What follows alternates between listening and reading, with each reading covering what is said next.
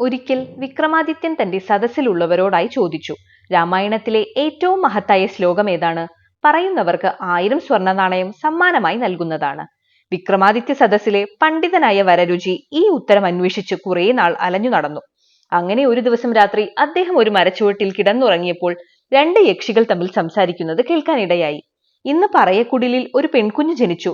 മാംവിധി എന്തെന്ന് പോലും അറിയാതെ താഴെ കിടന്നുറങ്ങുന്ന ഈ മനുഷ്യനാണ് അവളുടെ ഭർത്താവായി വരുന്നത്. കഷ്ടം.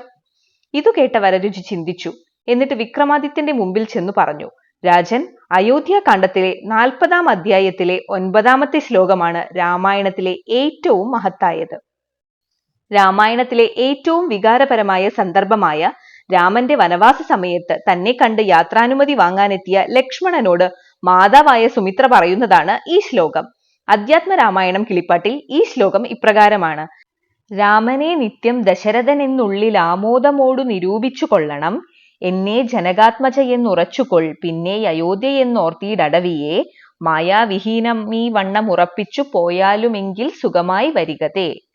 അതായത്, രാമനെ നീ ദശരഥനായി കാണുക, സീതയെ ഞാനായി കാണുക, വനത്തെ അയോധ്യയായി കണ്ട് സുഖമായി ജീവിക്കുക.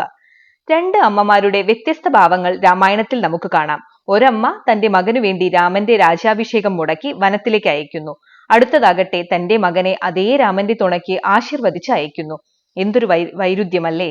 ഒരേ അമ്മയുടെ വയറ്റിൽ നിന്നും വരുന്ന സഹോദരങ്ങൾ തമ്മിൽ തല്ലുന്ന ഈ ലോകത്ത് സുമിത്രയുടെ ഈ വാക്കുകൾക്ക് വളരെയധികം പ്രസക്തിയുണ്ട്.